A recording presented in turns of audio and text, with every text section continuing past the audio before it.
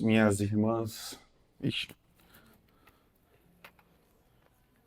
Que a graça e a paz do nosso Senhor Jesus seja com cada um de vocês nessa manhã, queridos. Que bom que você está aqui de novo. Bom que a gente está aqui logo no começo do domingo. A gente sempre tem enfatizado isso aqui na igreja, né? Comunidade cristã espalhada no mundo inteiro, desde que Jesus foi assunto aos céus, sempre lembrou no domingo como o dia da ressurreição.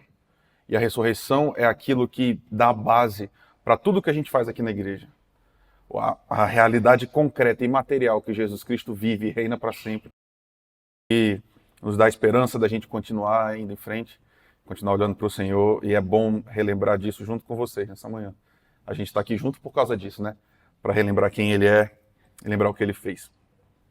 Como sempre, eu vou deixar você muito à vontade, mas se você puder vir mais perto de mim, eu vou ficar muito feliz, tá bom?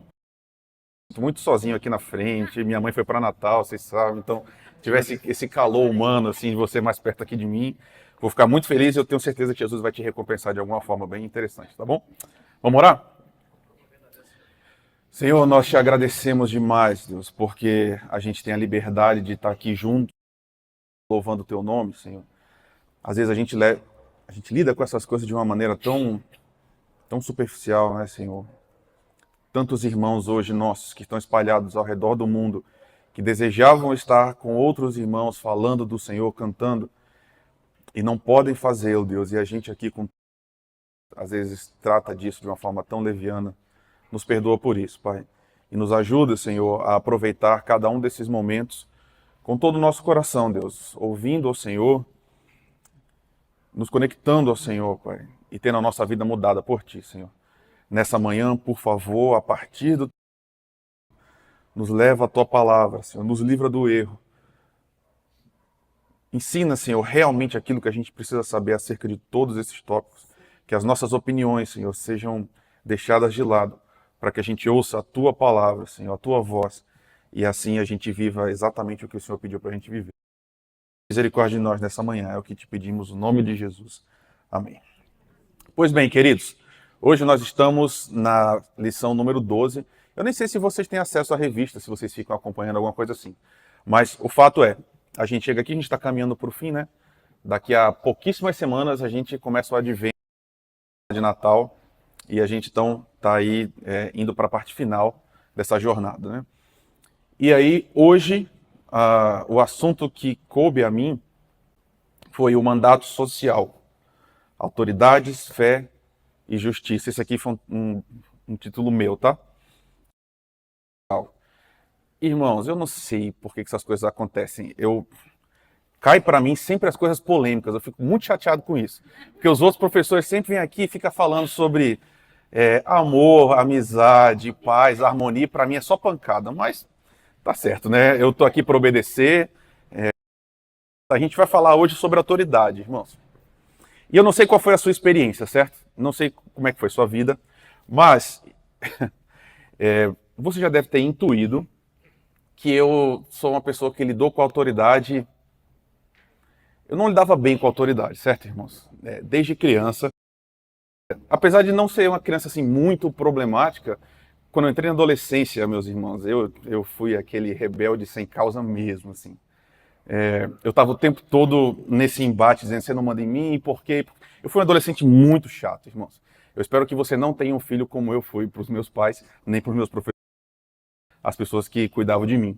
Mas, uma dessas coisas, nessa minha jornada, o meu coração se aproximava muito dessa imagem aqui. Eu sou contra toda autoridade, menos a minha mãe. Então, isso aqui encapsulava um pouco a minha experiência. Porque, irmãos, a gente vive num mundo que está orientado por autoridades. Você as tem à profusão. Em diferentes áreas e aspectos da sua vida, você lida com pessoas que são autoridade. Pois bem, esse reconhecimento que o mundo é assim, versus o nosso coração, às vezes gera conflito. Isso gerou no meu. Eu ficava pensando, por quê? Por que eu tenho que obedecer? Por que você manda em mim? Por que você está na minha frente, né? Pois bem, é óbvio que nessa jornada de amadurecimento, tanto pessoal quanto especificamente na palavra de Deus, hoje eu encaro isso de uma forma completamente diferente. E é sobre isso que a gente vai conversar. tudo para dizer. Eu não sei como é que você lida com autoridade. Que coisa, né? Ontem, foi ontem? Ontem foi, não, foi sexta-feira. Eu estava no doutorado, e aí eu apresentei um trabalho, e aí uma das minhas colegas de turma falou assim, tem alguém crente aqui? Eu falei, eu sou pastor. E ela começou a colocar para fora tudo que ela tinha contra a igreja. E depois ela me chamou para uma conversa tete a tete. E aí a gente foi conversando e ela falou, você acha que eu sou cristã? Eu falei, depende. Você obedece a Jesus Cristo? Aí ela falou, obedeço. Eu falei, então ele é Senhor da sua vida sobre tudo. Você subscreve. Ela, não. Tem algumas coisas que eu não concordo. Eu falei, então você não é crente. E aí, enfim, é uma conversa meio tensa, né? Mas ela falou assim, olha, eu até gosto de Jesus, mas eu não gosto de ir para a igreja, porque tem aquela pessoa lá na frente que fica falando, e falando num nível autoritativo sobre a minha vida. Ela se propõe a ser uma voz de dizer para mim como eu tenho que viver minha vida, e eu não concordo com isso.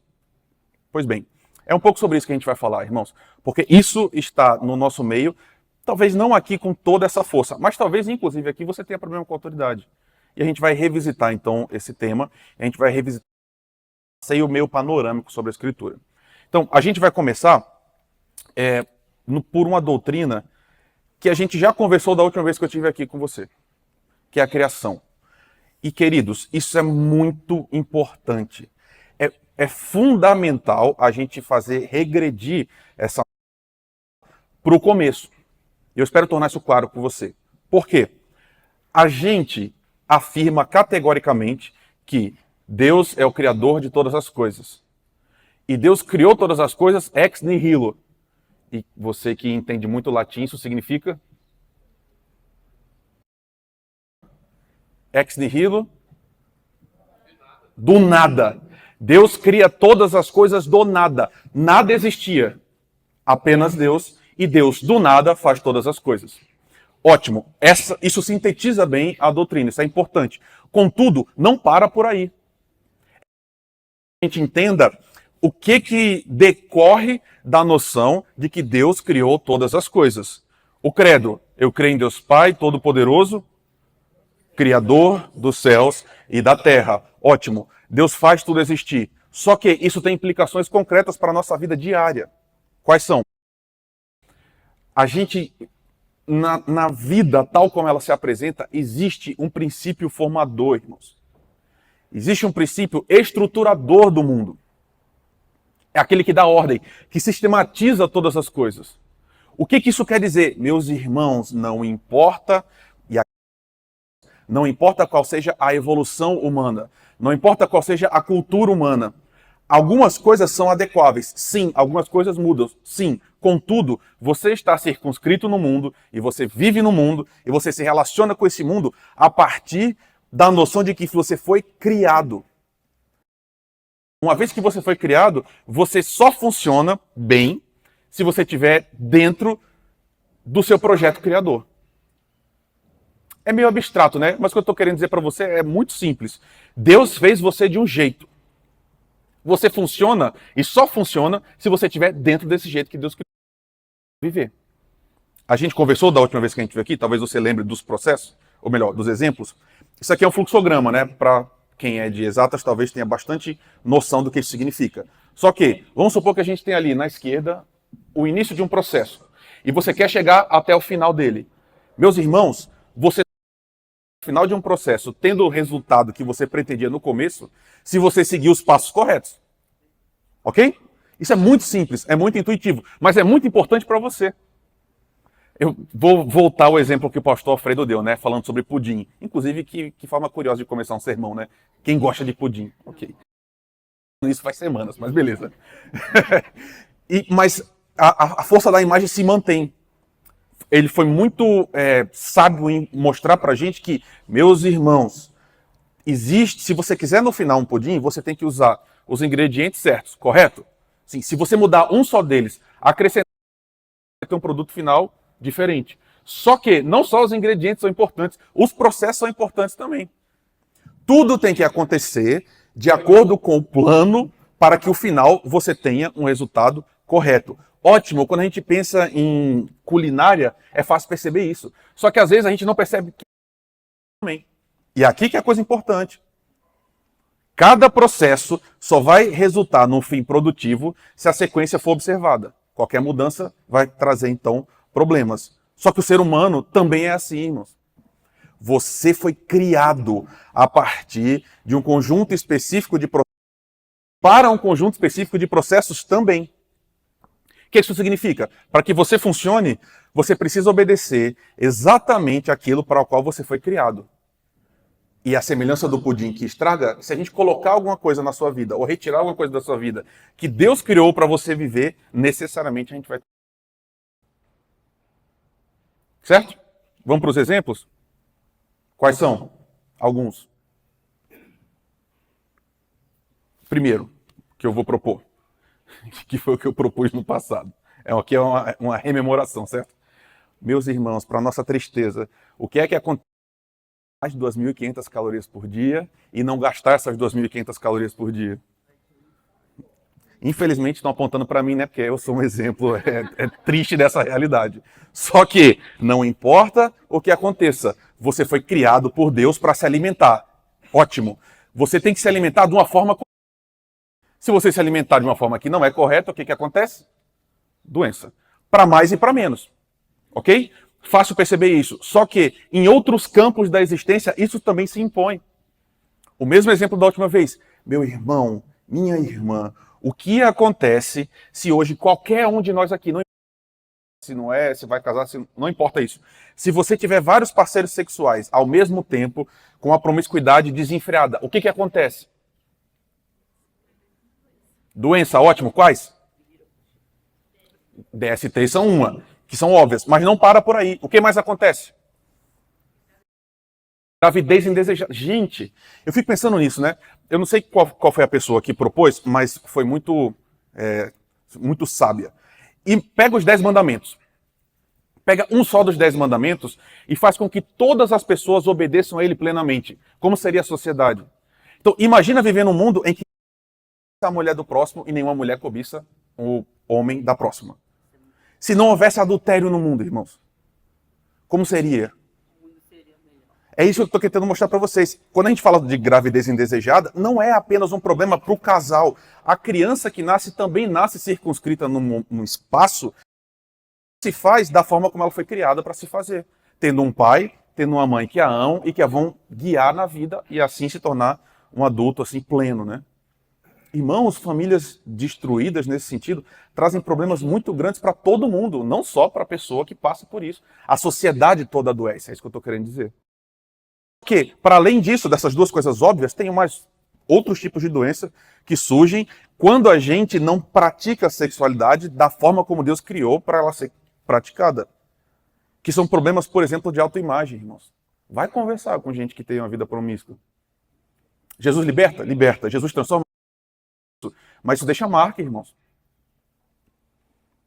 Quando uma pessoa tem uma vida absolutamente dissoluta, isso imprime, né, a despeito, e é por isso que eu falei no começo, né? Não importa como é que a sociedade avança. Hoje em dia, é muito comum você encontrar as pessoas dizendo assim, não, isso aí é coisa do... E a gente tem a mente mais esclarecida. E tendo a mente mais esclarecida, a gente vive da forma que a gente entende a sexualidade, portanto a gente é feliz assim. Irmão, isso é mentira. Isso é simples e puramente mentira. Corações destruídos, irmãos. Por quê? Porque estão vivendo a sexualidade de uma forma diferente da qual Deus criou para ser vivida. Os exemplos se somam, né? Roubo, por exemplo. Quando existe roubo na sociedade, se você rouba como meio de vida, a sociedade se adoece. E você sabe disso, você está vendo isso. A gente tem vingança, ressentimento, violência, encarceramento em massa, o caos. Então, qual é a tese? Nós fomos criados, e nós somos criados a partir de um conjunto de processos que vão definir respostas corretas. Na medida em que a gente obedece o plano original de Deus, nossa vida funciona melhor, irmãos. A sociedade funciona melhor. Por quê? Porque Deus criou a gente para viver dessa forma. E o que a gente faz?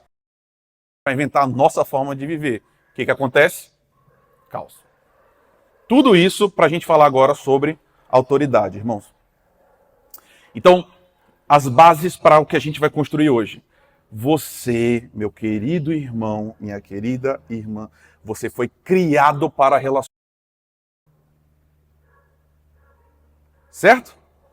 Você não foi criado para viver sozinho. Você não foi criada para viver sozinha.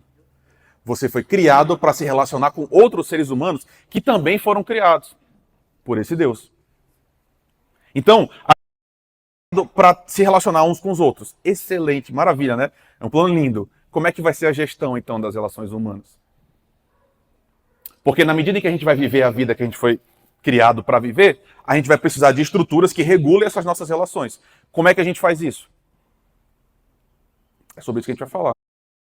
A pergunta de base é: nós devemos ser absolutamente horizontais? Essa pergunta é para você. Deus criou a gente para que não exista nenhum nível de hierarquia entre os seres humanos e as nossas relações sejam totalmente horizontais e planas e assim, iguais? Sim ou não? E por quê, né? Essa é a parte importante. Sim, não e por quê? E quando eu estou falando isso aqui, eu estou falando de perfeição, tá? Eu não estou falando do mundo tal como ele se coloca agora. Lá no plano original de Deus, quando Deus criou a terra perfeita, criou você perfeito, a mim perfeito, colocou a gente no mundo, as relações deveriam ser horizontais sempre?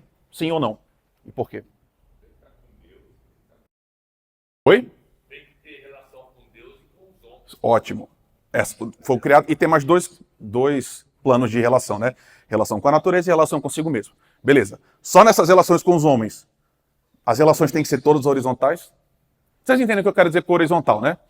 Todo mundo no mesmo nível, ninguém manda em ninguém, e a gente vai vivendo como uma grande coletividade que decide tudo junto. É para ser assim, sim ou não, e por quê? Você é filho, você já tem ali no Ok. alguém que eu preciso honrar. Ok. A gente começa a colocar algumas questões que aparecem em toda essa questão maior de autoridade. Tem que ter um líder, irmãos? Sim. No Éden tinha que ter um líder? Deus criou perfeito e tinha um líder humano? E agora? Tinha líder ou não tinha líder? No Éden tinha autoridade? Essa é a pergunta. Existe autoridade no Éden? E eu estou falando aqui autoridade humana.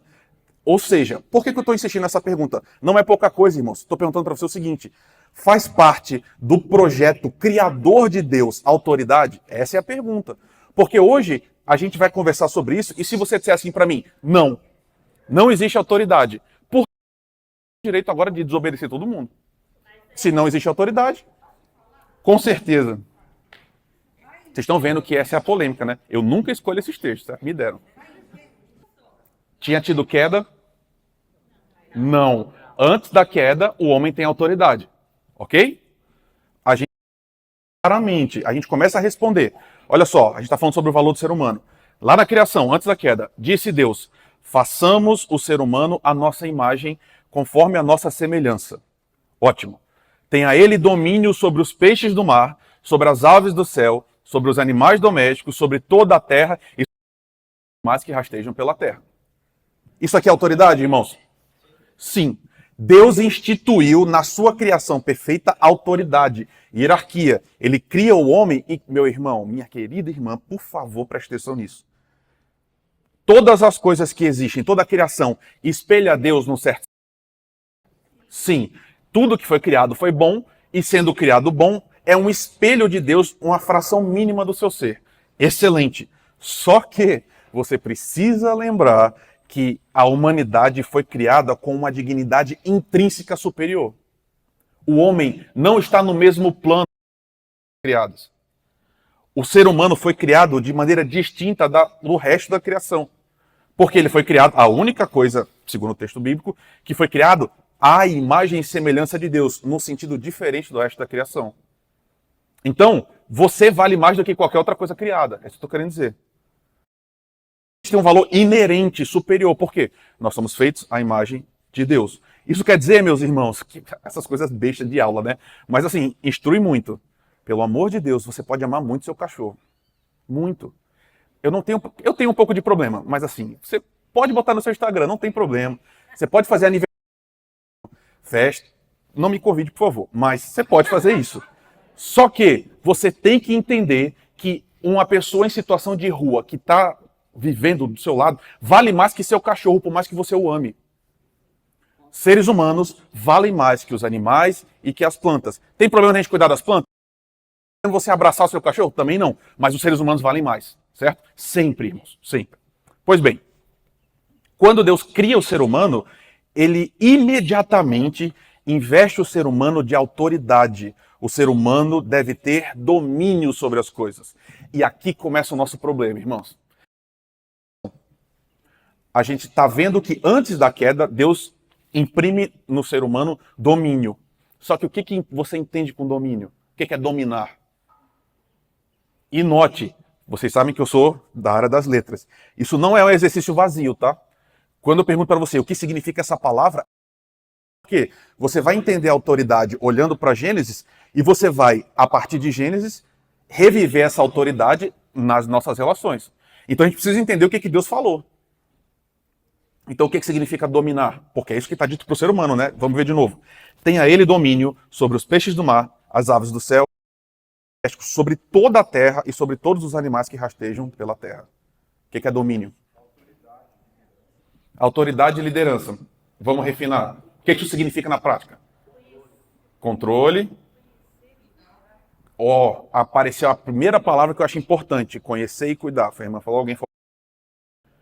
O que significa a autoridade bíblica, irmãos? Isso é absolutamente fundamental, meu Deus do céu. O que é que significa dominar sobre toda a terra?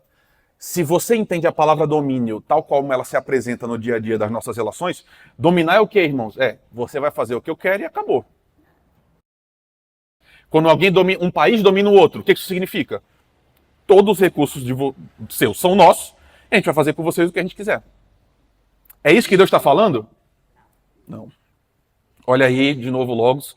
A palavra hebraica, estão vendo ali a palavra hebraica no meio, né?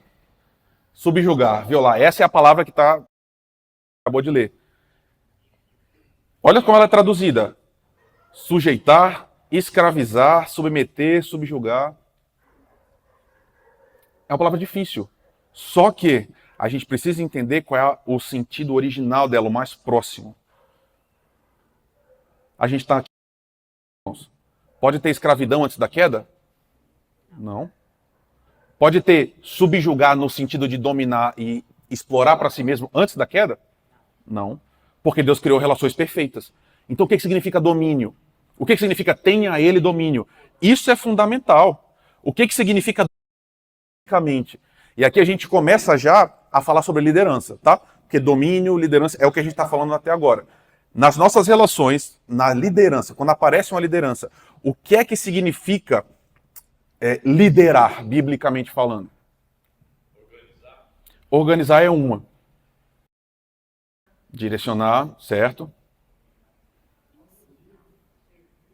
Oi? Qual foi a outra palavra, irmão, que você falou? Ser conduzido. E a outra foi servir. Meu irmão, minha irmã, se você for aprender uma coisa só, não sei se você está olhando aí, esperando acabar a aula, mas uma coisa que você vai levar de hoje é: liderança é serviço. Na Bíblia, todo líder é um servo. Quanto mais servo você é, mais líder você é também. E isso é absolutamente o inverso do que a gente, como seres humanos, vive. O que a gente fez? A gente pegou a criação perfeita de Deus. Deus falou o seguinte: olha, eu estou entregando esse estado de coisas para vocês. Vivam dessa forma que vocês vão ser felizes. O que a gente faz? Não, a gente não quer não. A gente vai fazer as nossas próprias regras. E aí, nas nossas próprias regras, o que significa liderar? Dominar e esgotar os recursos do outro em benefício. E aí a gente tem opressão, poder, domínio, escravidão, tudo que vem depois. Então, irmãos, no sentido de liderança, dominar, o que Deus estava dizendo para Adão? Adão, você vai ter autoridade sobre toda a criação, mas é uma autoridade delegada. A autoridade suprema é de quem? De Deus. Então a autoridade de Adão está na autoridade de Deus. Portanto, da forma como Deus lidera, Adão tem que liderar também. Sabe o que significa? Que a autoridade da Bíblia sempre é única e exclusivamente posicional, funcional, nunca distintiva, nunca ontológica. Palavra bonita, né? Que é para dizer o quê? Você está líder naquele momento, naquela relação, e não tem nada a ver com você. Isso é muito importante, irmãos, porque as pessoas, os líderes, pensam, ou podem pensar, que eles são líderes porque tem algo neles que os faz líder. Eu sou melhor. Eu tenho mais honra. habilidades, portanto, eu estou acima dos outros, portanto, todo mundo me serve. Não é assim na Escritura. A liderança bíblica não funciona assim. A liderança bíblica é uma questão de posição, de função. Você é líder, vamos supor, eu, como pastor, eu sou líder da igreja. Eu sou líder da igreja porque eu sou mais bonito, irmãos? Não. Porque eu sou... Não. Porque eu tenho mais habilidades? Não. Por quê? Deus me separou especificamente nesse contexto para que eu exerça uma função de liderança. Irmãos, quando a gente sair daqui, a gente está fora, certo? Está vivendo as nossas vidas. Eu posso sair dizendo para você assim, você não vai voltar hoje de carro para casa, você vai deixar o carro na igreja e vai a pé. Líder da sua vida nesse sentido, que você faz tudo o que eu estou mandando. Não é essa a questão. Nas nossas relações da igreja, eu tenho uma liderança que está circunscrita a esse espaço. É isso que eu quero dizer. Então, olha que coisa, a gente nunca ia ligar essa imagem com liderança, com jardim que cuida. Mas é exatamente isso que Deus criou o homem para ser lá no jardim. Você vai dominar todas as coisas? Vai. Como? Cuidando delas, cultivando-as. A palavra cultura vem daqui, tá? Cultivo. Essa ideia de produzir algo a partir de técnicas. Então, o que eu estou querendo dizer para você desde o começo? Deus outorga à humanidade o direito de exercer autoridade, que significa o quê? Cuidado, cultivo. O que o jardineiro faz, irmãos? Ele providencia toda a estrutura para que o jardim se desenvolva na sua plena potencialidade. Basicamente, um jardineiro é tirar todos os problemas para que a planta possa florescer na sua potencialidade máxima. Então, fornecer à criação o que é necessário para que haja crescimento, florescimento e abundância. Isso é um líder, irmãos. Biblicamente falando. E, de novo, né? Eu estou tentando repetir para que... Somente. Eu estou tentando amarrar, mostrando isso para você que quando Deus criou o mundo assim, irmãos. Colocando líderes no mundo e nas relações para que esses líderes desempenhem uma função de cuidado, para que as coisas elas consigam atingir o seu pleno potencial. E deu a esses líderes habilidade para fazer com que os seus liderados cresçam. Não que ele cresça, o líder, mas que o povo cresça. Essa é a ideia. Estou mentindo? Estou exagerando? Que cena é essa, irmãos? O nosso líder por excelência está aí. O que ele está fazendo? Vamos para a escritura? Isso está onde? Você que vem para a escola dominical, qual é o evangelho que narra essa cena? Evangelho segundo João, só aparece lá, capítulo 13. João, capítulo 13. Vou ler a partir do primeiro, tá? Antes da festa da Páscoa, sabendo Jesus que era chegada a sua hora de passar deste mundo para o Pai, tendo amado os seus que estavam no mundo, amou-os até o fim. Durante a ceia, tendo já o diabo posto no coração de Judas, filho de Simão Iscariotes, que traísse Jesus, sendo este que o Pai tinha confiado tudo às suas mãos e que ele tinha vindo de Deus e voltava para Deus. Olha só, olha essa introdução. Sabendo tudo isso, levantou-se da ceia, tirou a vestimenta de cima e, pegando uma toalha, cingiu-se com ela. Em seguida, Jesus pôs água numa bacia, a lavar os pés dos discípulos e a enxugá-los com a toalha que estava cingido. Quando se aproximou de Simão Pedro, vamos pular essa, certo? 11. Pois sabia quem era o traidor, foi por isso que disse, nem todos estão limpos. Depois de lhes ter lavado os pés, Jesus pôs de novo as suas vestimentas e, voltando à mesa, perguntou: vocês compreendem o que eu lhes fiz? Vocês me chamam de mestre e de senhor, e fazem bem, porque eu sou. Ora, se eu, sendo senhor e mestre, lavei os pés de vocês, também vocês devem lavar os pés uns dos outros, porque eu lhes dei o exemplo para que vocês façam também. Em verdade, lhes digo que o servo não é maior do que o seu senhor, nem o enviado é maior do que aquele que o enviou. A gente tem aqui, meu irmão, minha irmã, o Filho amado de Deus. Aquele que, a partir da sua palavra, criou todo mundo. É isso que a gente vê ainda no Evangelho de João. No princípio era o Verbo, e o Verbo estava com Deus, e o Verbo era Deus. Todas as coisas se fizeram por meio dele, e sem ele nada do que existe haveria de ser feito. Então Jesus é o Criador de todas as coisas. Ele é o líder, meus irmãos, Não tem nenhum líder maior do que Jesus. Não pode ter. E Jesus está ensinando aqui nessa cena. Irmãos, a gente já está na ceia final. Aqui Jesus está na ceia e vai para a cruz. E ele decide, então, levantar da ceia, colocar uma toalha na cintura e lavar os pés dos discípulos. Quem fazia isso, irmãos? Quem lavava os pés dos discípulos? Enfim, de todo mundo, né? O pior dos escravos. Pior no sentido de o último dos últimos. A pior tarefa, a coisa que ninguém queria fazer, era reservado a esse escravo. E aí Jesus assume a postura do maior escravo, lavar os pés das pessoas que eram seus discípulos. E ele diz, vocês não são maior do que eu sou. Portanto, se eu fiz, vocês vão e façam também. Você está entendendo, meu querido? Minha querida? Liderança, autoridade bíblica. A autoridade bíblica, a autoridade que vem direto de Deus, é sempre serviço. Sempre. Liderança, autoridade, sempre é serviço. No reino de Deus, a autoridade nunca é autocentrada. Meus irmãos, um dia todos nós vamos estar diante do Deus eterno. Todos nós. E a Bíblia diz o seguinte, vocês que são líderes, vocês vão ser mais cobrados, porque vocês são representantes do Deus eterno e Deus vai requerer do povo. Caramba, eu não sei porque eu estou aqui, meus irmãos, na moral. Eu não sei por que alguém em sã consciência quer ser pastor. Porque é exatamente isso, a liderança tem uma responsabilidade muito maior de ser modelo, sim, e de ser um modelo também de serviço. Não é um modelo do tipo assim, eu sei que não...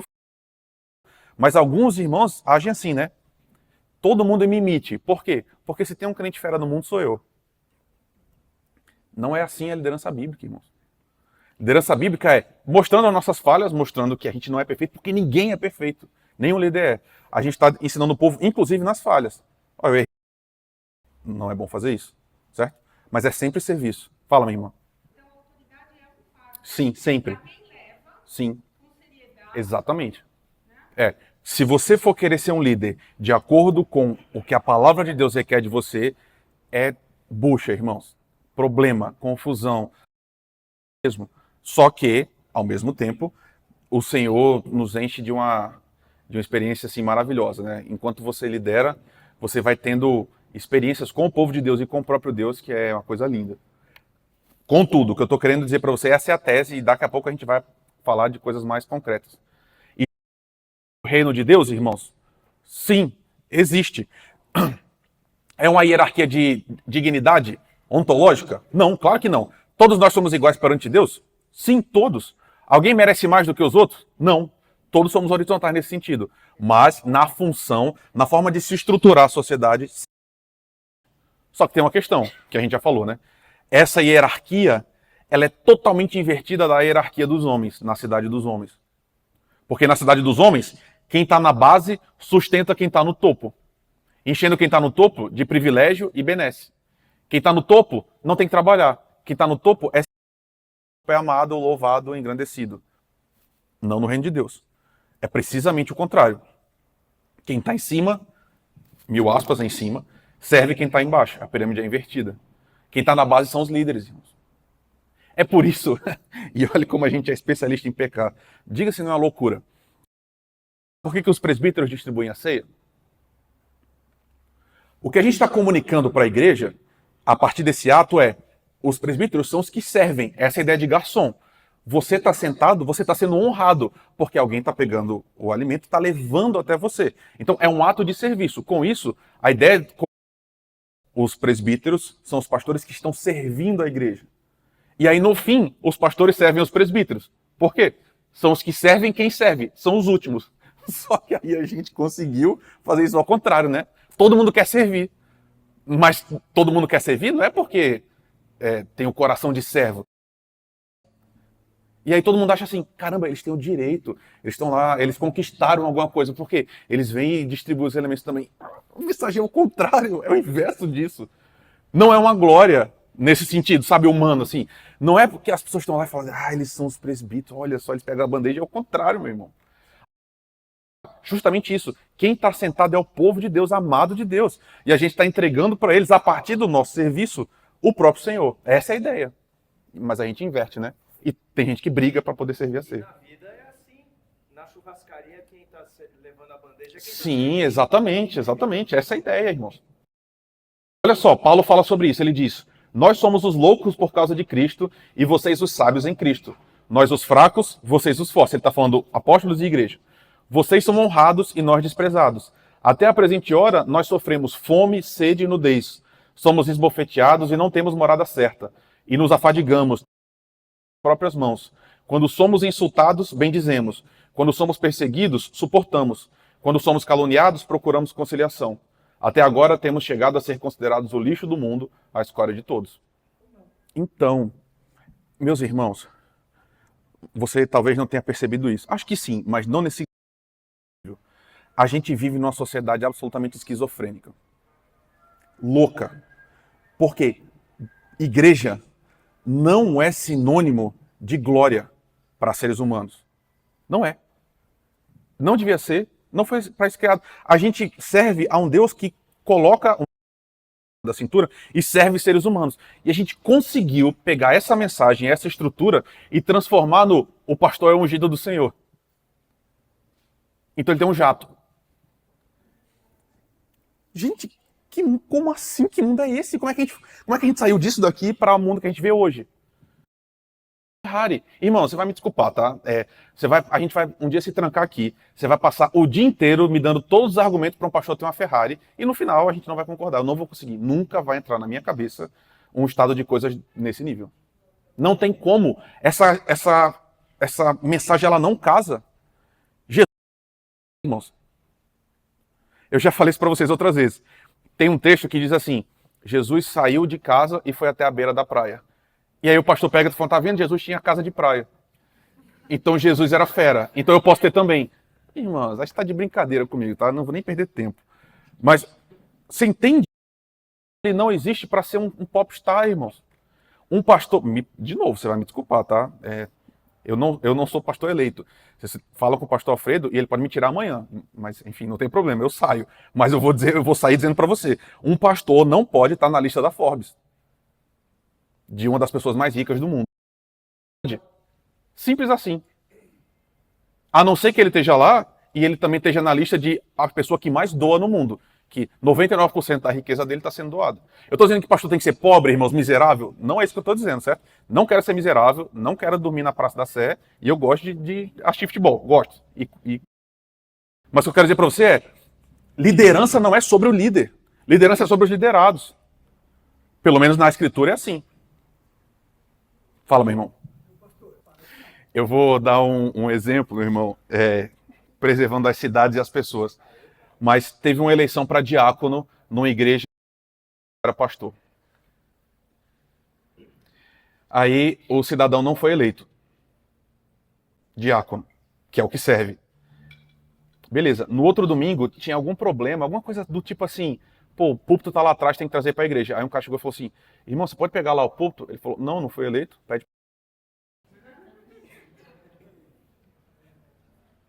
Meu irmão, se você precisa do título para servir, você não serve. é porque eu sou muito, Literalmente você não serve. eu sou muito agressivo, né? Mas assim, Jesus não joga fora essas pessoas. Mas assim, meu irmão, você tá precisando se converter de novo, tá?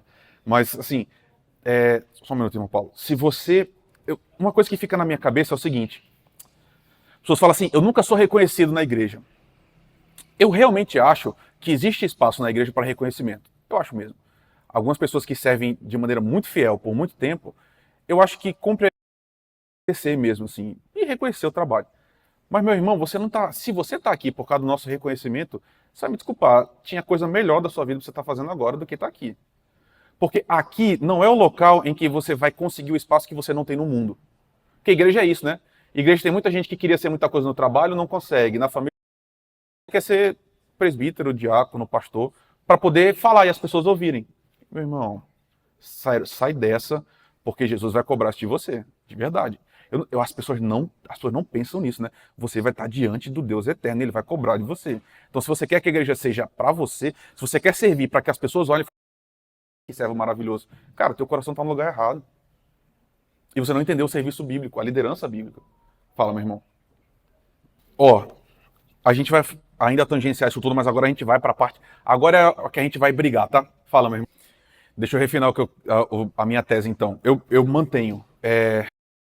Para você estar na Forbes, o nível da sua riqueza, ela ultrapassou qualquer limite que eu entendo que Deus criou o mundo para existir. Aqui é a minha opinião, certo? Você pode não concordar. Mas eu não acho que Deus criou um mundo em que uma pessoa tenha tanto dinheiro, mas tanto dinheiro, que ela não consegue...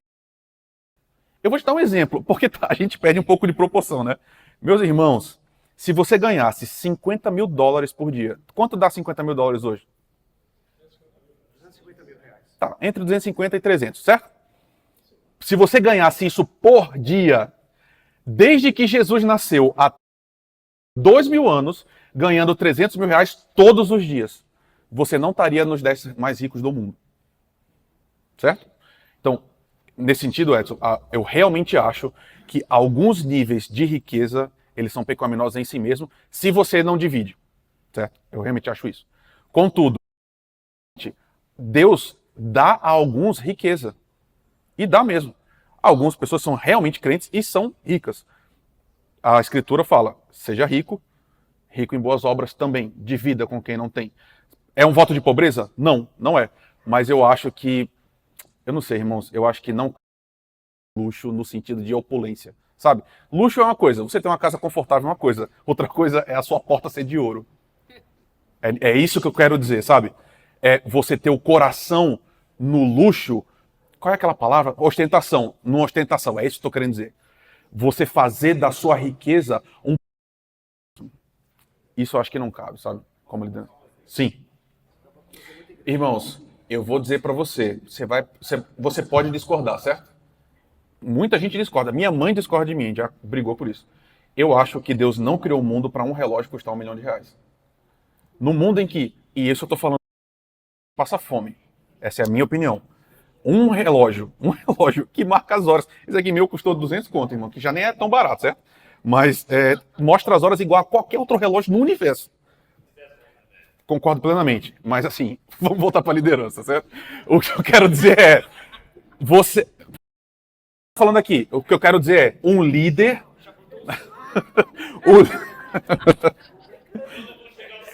Cara, todas as minhas aulas saem do controle, é incrível, gente. O negócio tá... E de repente...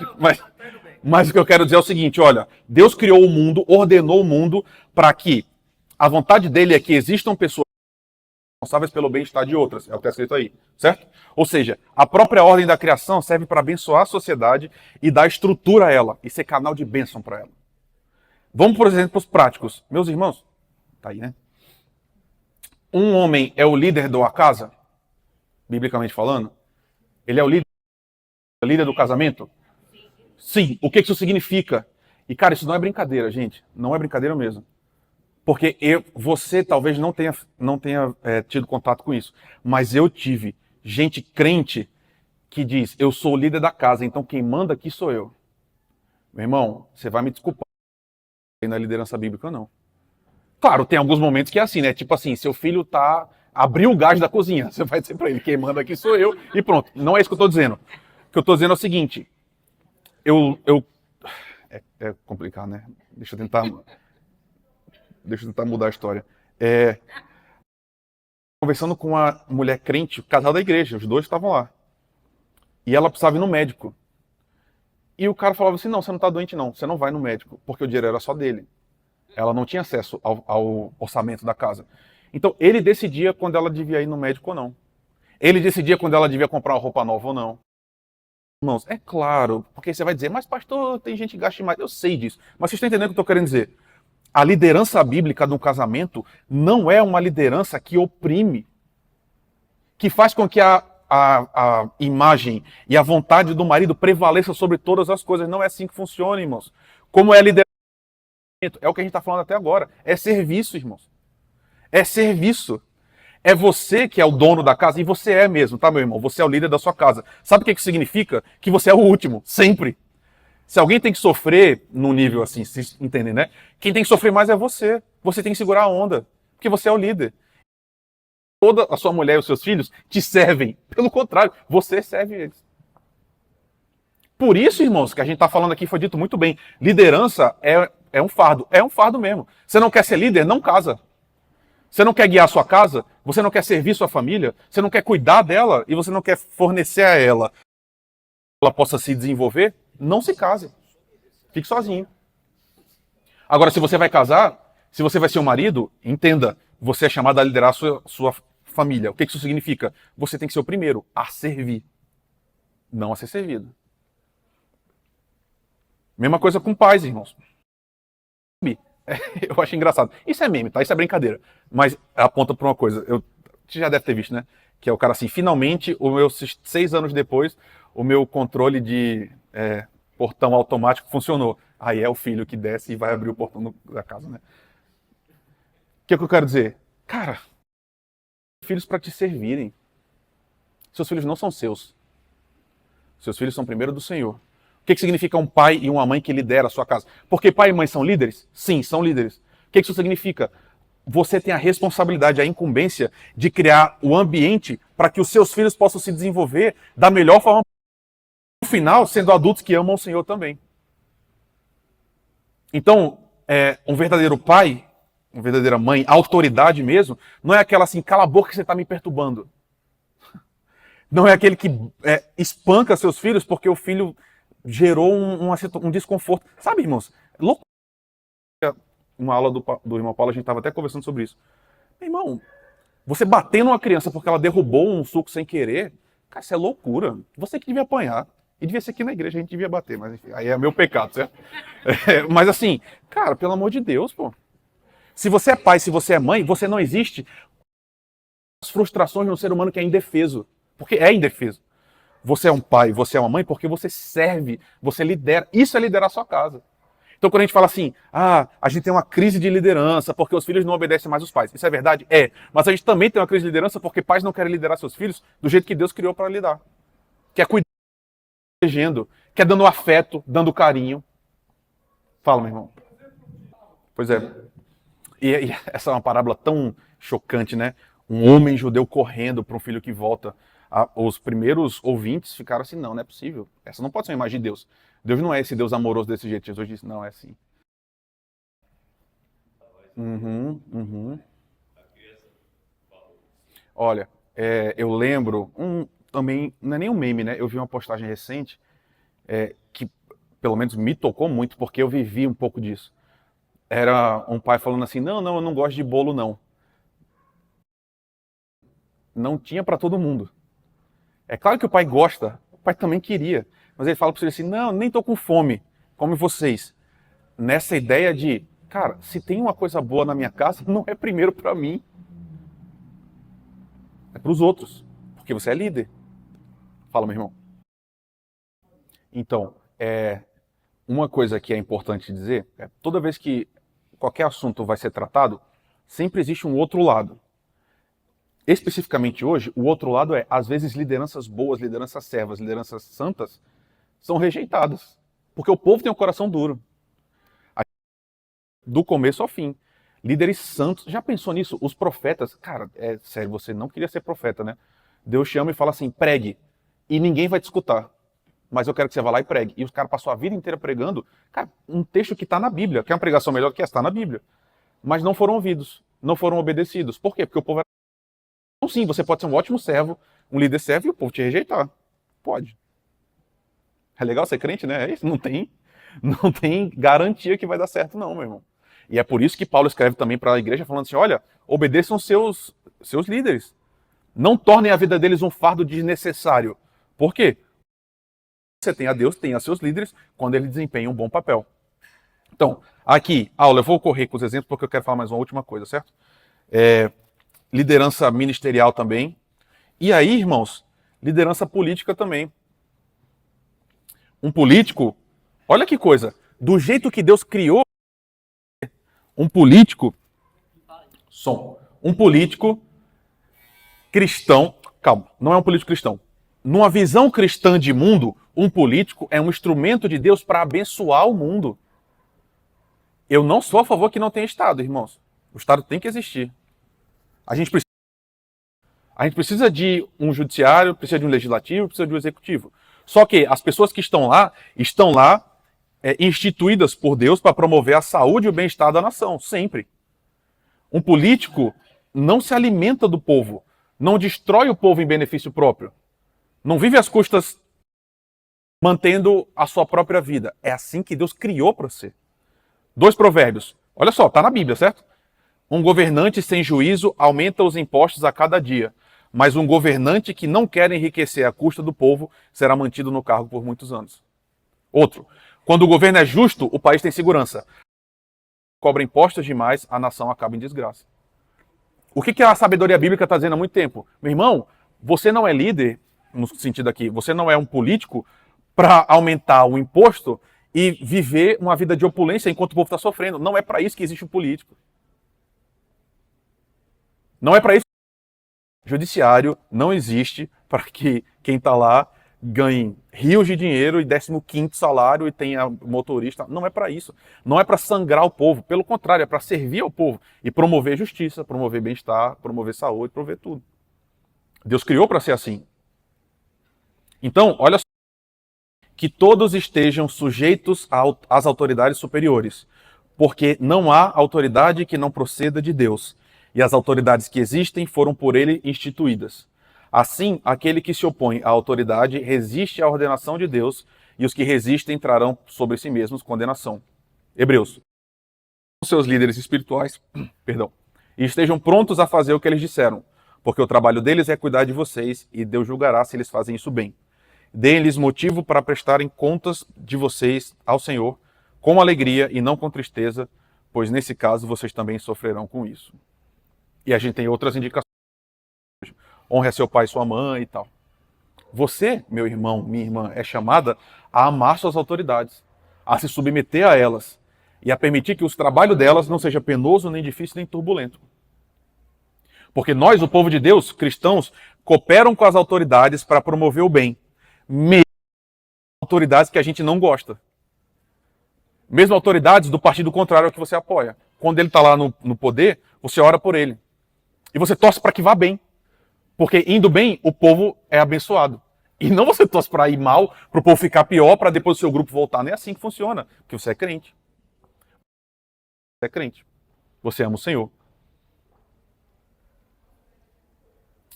E aí, se acabasse aqui, a gente tinha um problema, não tinha? Por isso que eu tentei dar uma corrida para a gente ter 5 minutos para falar. Aqui é a polêmica total, certo, irmãos? Você é chamado a... não é? Sim. Você é chamado a obedecer prefeito, vereador, governador, presidente, polícia federal, civil e tal. Sempre? Não. É óbvio quando as autoridades dizem para você fazer algo que é contrário à palavra de Deus. Não, isso é óbvio. Mas é só isso? Sabe, irmãos, eu não quero ficar chocando você, mas o que acontece quando a autoridade é absolutamente contrária à Escritura e promove a destruição do povo num nível realmente intenso? O que a gente faz? Porque a gente está falando de autoridade, e Paulo está falando de autoridades. Certo? Só que a gente é chamado, a partir da Escritura, a obedecer cegamente os líderes que estão promovendo o mal concreto, real? Não. Aí a pergunta é, os cristãos são sempre obedientes e são sempre pacíficos? Porque quem está aí na foto, irmãos, se não me falha a memória, é Hitler e Mussolini. Sabe, você não sabe disso, eu imagino. Alguém sabe quem é essa pessoa? Bonhoeffer. Ele era pastor na Alemanha quando Hitler assumiu o poder, especialmente na Segunda Guerra. E ele estava nos Estados Unidos. Ele poderia ter ficado nos Estados Unidos. Ele era professor lá. E ele voltou para a Inglaterra. Ele voltou para a Alemanha. Sabe por quê? Talvez você não saiba disso. Mas quando Hitler assume o poder na Segunda Guerra, especialmente, o próprio Hitler chamou Jesus de o nosso maior herói ariano. O que ele está dizendo? Jesus é o representante maior da raça branca ariana que vai dominar o mundo todo. Pois é. Olha que coisa incrível. A igreja na Alemanha, no Terceiro Reich, se afinou a Hitler e começou a trazer para a igreja ideologia ariana. Olha o que eles disseram. Isso um pastor, certo? O tempo se cumpriu para o povo alemão em Hitler. É por causa de Hitler que Cristo se tornou efetivo em nós. Portanto, o nacionalsocialismo é o cristianismo positivo em ação. Imagina. Você vive num contexto como... Sabe por que Bonhoeffer é celebrado até hoje? Meus irmãos, ele voltou, como eu falei, né? Ele funda a Igreja Confessante, que é uma igreja que se mantém pura durante o governo do Terceiro Reich, e ele é preso. Porque ele participou de um atentado contra Hitler. E aí? Pode ou não pode? Ele estava pecando ou não? Sabe, irmãos, as questões são bem mais complicadas do que elas parecem no primeiro plano. E sabe, eu acho que esse homem foi realmente um grande homem de Deus. E eu lembro, tentei procurar referência assim, primeira, né? Mas eu não consegui encontrar. Mas atribuem a Lutero uma imagem que é, se você está vendo um cocheiro, né? No caso, uma carruagem, e ele dirigindo sem controle, matando as pessoas, interrompê-lo é a coisa cristã a ser feita. Cara, Bonhoeffer tentou matar um homem que, só de judeus, promoveu a morte de 7 milhões de pessoas. E é curioso, porque Bonhoeffer diz o seguinte: nós temos uma obrigação incondicional com as vítimas de qualquer ordem da sociedade, mesmo que não pertençam à comunidade cristã. O pastor entendeu o seguinte: essa autoridade está completamente equivocada e promovendo destruição. Ele tem que ser parado de qualquer jeito. E servir a Deus nesse sentido era parar. Complexo, né? Você conversa com o pastor depois, tá? Do pastor Alfredo e vê se ele concorda. O Alfredo tá lá todo inocente. Foi. Só, Provérbios. Erga a voz em favor dos que não podem defender-se. Seja o defensor de todos os desamparados. Erga a voz, julgue com justiça, defenda o direito dos pobres e dos necessitados. Porque a gente vive num mundo mau, irmãos. E eu, junto com você, tenho uma raiva muito intensa do que acontece no nosso país todo dia. Que às vezes é um grupo político, às vezes é outro, eles chegam ao poder e usam o poder em benefício próprio. E isso acontece no Brasil, meu querido, minha querida, há 500 anos. Então, a gente não obedece cegamente essas coisas. A gente obedece e a gente se sujeita quando elas estão promovendo o reino de Deus. Isso sim, meu irmão. Você não é chamado a ser um revoltoso, rebelde, quebra tudo. Não é assim que funcionam as coisas. Mas a gente também se levanta contra quando os governantes promovem a injustiça. Estão indo contra o mandato de Deus. Últimos exemplos, para a gente acabar e eu não tomar muito do seu tempo. Ali, do lado desse pastor com o colarinho clerical, tem Martin Luther King. Na época que os negros não podiam usar o bebedouro dos brancos, a gente não aceita isso. Quantos tiros Martin Luther King deu, irmãos? Nenhum. Eles andavam. Curioso, né? O país inteiro reformulou as suas leis para incorporar a cidadania negra com eles andando só. Eles falaram, a gente não pode sentar na frente do ônibus, mas a gente vai andar. Só andar. E começou a quebrar a indústria de transporte público. E um país inteiro mudou, porque eles falaram, a gente não vai obedecer gente que não é santa. Esse aqui você não sabe quem é, provavelmente, mas é William Wilberforce. Ele diz, o Deus Todo-Poderoso colocou diante de mim 2 grandes alvos. A supressão do e a reforma dos costumes. Esse homem era um crente, irmãos. Ele era crente, e por ser crente, ele entrou para a política e ele falou, eu não vou obedecer pessoas que estão promovendo a venda de um ser humano. Porque eu entendo que o meu Senhor não criou um mundo em que seres humanos são vendidos. E lutou a vida inteira e conseguiu, né? Sabe, irmãos, indo realmente para o fim, a gente não é o povo da revolta. A gente não é o povo do caos, da perturbação. Realmente não é. Nós não vivemos para subversão, para produzir o caos, assim, uma destruição. Você é chamado a orar pelas suas autoridades, a respeitá-las, a obedecê-las e a cooperar para que essa gestão seja pacífica, bem-aventurada e benéfica para o povo. Mas a gente também não é o povo, meus irmãos, da subserviência total. A gente não pode ser o povo que assiste o mal se perpetuando desordenadamente.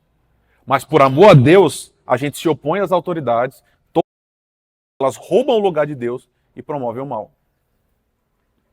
E é por isso que a gente caminha para esse estado de coisas, né? Lendo a Escritura hoje, relembrando um pouco da descrição do céu, sabe, irmãos, no céu não tem mais sacerdote. No céu não tem mais pastor. E é curioso, no céu não vai ter também. Essas relações que hoje nos mediam, todas elas vão desaparecer lá. E o texto bíblico diz para nós o seguinte: o próprio Deus será o Deus de todos os povos. Não vai mais ter templo. Por quê? Porque o próprio Senhor é o templo.